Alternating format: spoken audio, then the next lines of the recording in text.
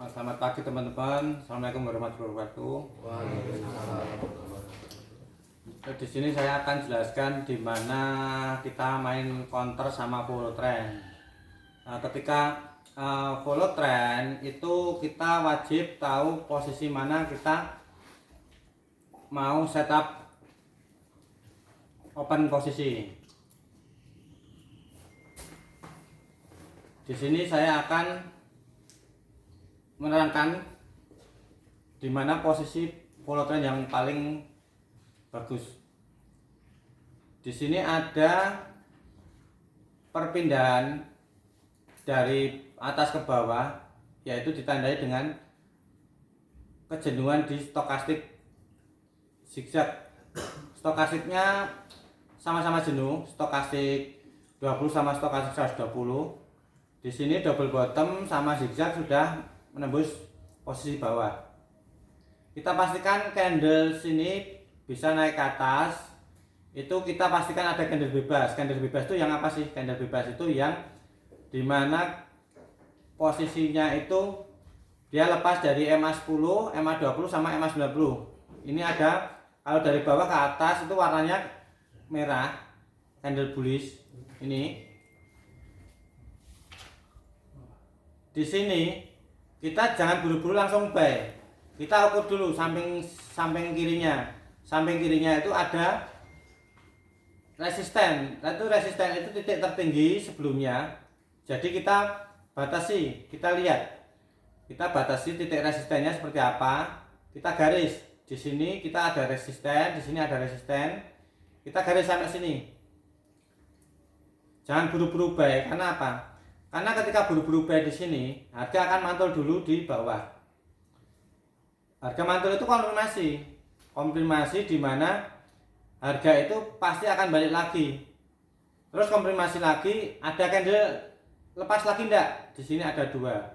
Ada candle lepas, pastikan dia tembus dulu sama titik resisten sampingnya ini. Ketika sudah tembus, pastikan ada candle bebas lagi. Ini contohnya tanpa menyentuh sama sekali. Baru penerusan tren naik. Nah, untuk penerusan tren naik, tadi setup baiknya ketika dia menembus resisten ini ya. Resisten berhasil di break naik, maka kita langsung follow buy. Follow buy-nya di sini. Ini follow buy. Kita langsung follow buy. Jangan lupa kasih stop loss. Stop loss-nya di mana? Stop loss-nya itu paling bagus itu di titik resisten di bawah ini. Titik support. Titik support ini. Kalau di bawah namanya support. Kalau di atas namanya resisten. Itu resisten titik tertinggi, support titik terendah di paling dekat dengan kita opennya ini. Nah, ketika harga sudah sampai MACD sama stokastik, itu di sini terjadi open posisi di mana di sini perpindahan PP tanpa menyentuh PP. Tetapi ini tadi follow trend masih jalan ya, follow trend masih jalan. Terus di sini kok menemukan open posisi tanpa menyentuh PP. Candlenya ini tanpa menyentuh PP di sini. Nah, itu kita bisa melakukan sell di R1 ataupun R2. Tetapi di sini perpindahan PP-nya ini dimulai dari R1. Alangkah baiknya kita open posisinya itu minimal di atas R1. Kalau tidak turun, dimartin lagi di R2 sini. Nah, ketika di sini terus pindah open posisi lagi, dalam artian di sini tadi belum close. Belum close sama sekali, masih rugi. Nah, sampai SR1 boleh dimartin lagi. Bisa lagi, misalkan di sini 0,01, di sini 0,01 aja. Karena apa? Karena jarak sini sama sini itu terlalu pendek. Ini terlalu pendek. Cuma 1 poin. Nih, cuma 1 poin.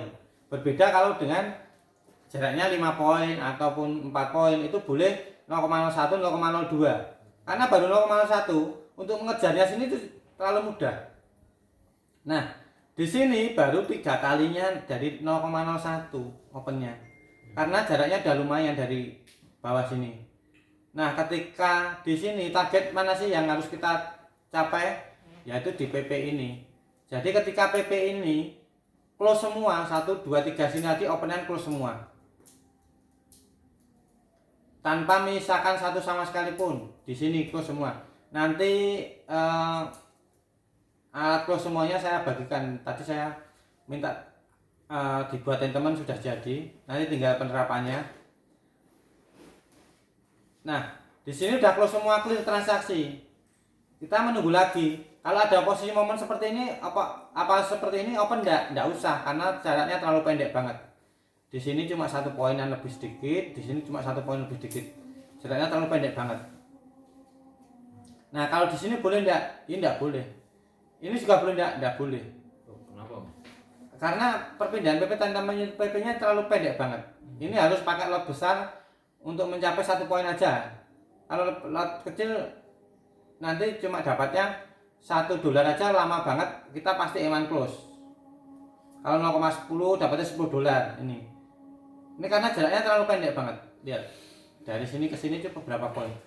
36 ke 37,2. Tidak ada 1 poin. Padahal ini 36,52. Dari sini cuma berapa poin? Tidak ada 2 poin. Nah, ketika di sini takutnya kalau poinnya pendek-pendek itu bisa tren naik terus ke atas terus. Nah, baru di sini baru boleh open. Ketika di bawah lagi, tren ke bawah, ini perpindahan PP tanpa minus PP. Ini bisa dijumlah nih dari sini. Ini ke atas lagi. Ini perpindahan PP tanpa minus PP kan? Di sini perpindahannya nih. Iya. Kalau di sini targetnya mana? Targetnya minimal di MA90 atau parabolik SAR ini, karena udah terlalu dekat, pasti nyentuh sama SAR. Kalau sudah SAR itu intinya itu dia sebagai magnet candle. Itu kalau candlenya udah dekat pasti nyentuh. Kalau udah nyentuh, SAR-nya pindah sini lagi, ngejar sini lagi, ngejar atas lagi, ngejar SAR sini lagi. Nah, ketika kita naik, ini double bottom muncul, stokastik muncul. Ketika stokastik zigzag muncul, itu kita nyari open dikit-dikit juga tidak masalah. Karena apa? Ini muncul, zigzag muncul, terus candle ini menyentuh Bollinger Band. Ketika menyentuh Bollinger Band atas, itu pasti balik lagi ke bawah. Ketika lagi balik ke bawah, pastikan di sini ada candle bebasnya yang melebihi MA10 yang biru ini. Ini ada candle bebas 1. Dia konfirmasi naik ke atas, terus ada candle bebas lagi di sini konfirmasi. Nah, kita bisa menahan openan tadi. Akhirnya sampai MA90 juga kan. MA90 ini indikator paling kuat untuk kita tembus. Jadi ketika MA90 nggak kuat ketembus, ya close saja. Pasti dia akan nantur lagi kok. Nah, ini perpindahan PP menyentuh PP, tidak boleh open. Di sini tidak boleh open, di R2 sini tidak boleh open, bahaya. Ini perpindahan PP terlalu pendek, tidak boleh open. Nah, di sini udah perpindahan PP dimulai dari di bawah PP. Ini tadi langsung naik ke atas, nyentuh. Di sini sudah level 1, 2, 2,5. Poinnya terlalu tinggi. Terus perpindahan PP-nya di sini. Apakah boleh sell? Boleh. Targetnya mana? Targetnya MA90 ataupun PP-nya ini. Terus dia melanjutkan tren turun. Ternyata ada candle bebas melewati MA10 lagi. Ini. Kalau seperti ini ada candle bebas, kita lihat dulu titik resistennya di mana. Kuat tidak dilewati? Ternyata kuat. Naik lagi. Sampai mana? Sampai ketemu double bottom, ya udah close. Terus perpindahan PP ini kan menyentuh PP lagi. Mahan ke bawah. Ke bawah ini baru di level 1, level 1 S1. Di sini boleh apa enggak? Enggak boleh. Karena apa? Baru di S1. Baru ke bawah boleh opennya di bawah ini kalau mau open. Jangan di atas ini. Harus di bawah ini. Open targetnya mana? Kalau targetnya itu PP sama MA 90-nya di bawah, kita kejar yang MA 90 aja, jangan dikejar yang PP-nya. Karena MA 90 lebih kuat. Takutnya kalau dia tidak ketembus, dia akan mantul. Iya, karena MA 90 itu benteng paling kuat. Nah, kalau ketembus, ini membuat zigzag. Nah, zigzag itu kita garis lagi. Ada candle bebasnya yang bisa menembus MA 90. Kalau ada, follow trend aja untuk posisi buy. Close-nya di mana? Ketika double bottom muncul, close aja untuk buy-nya. Nah, ini berusaha ditembus lagi, tembus. Ada candle bebas enggak? Ada. Ini ada candle bebas. Tapi kenapa kok naik lagi? Kita kalau mau follow trend, tetapkan stop loss-nya di sini. Ketika stop loss-nya kena, ya sudah enggak apa-apa. Ini karena candlenya emang trennya naik. Ini loh, ini kalau candle bebasnya kan baru sini nih. Kita pasang ini kan stop loss-nya kan terlalu pendek banget. Ini dari sini berapa jam nih? Berapa menit? Ini cuma 2 poin. Kalau kita kena itu cuma 2 poin stop loss-nya.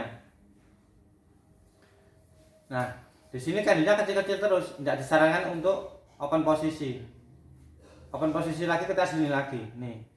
Ini dari bawah, dari mulai S1 nyebrang kena PP terus naik sampai S3. Di sini boleh open enggak? Boleh, karena di sini dari sejak awal posisi sampai akhir posisi tidak ada yang melewati MA 10. Boleh open di CR3 ini untuk open pertama, untuk counter trend. Targetnya apa? Targetnya PP setelahnya. Dan ternyata di sini PP setelahnya ini menyentuh MA 90. Dia nggak kuat terjun ke bawah, dia naik lagi. Ketika sampai di sini, ini kan clear, nunggu sini lagi. Ada enggak perbedaan PP tanpa menyentuh PP? Kita tunggu di sini untuk penembusan Bollinger Band ke bawah sama MA 90. Ini Bollinger Band nanti kalau tembus ke bawah ini nanti turun lagi. Begitu penjelasannya untuk counter trend sama follow trend tadi.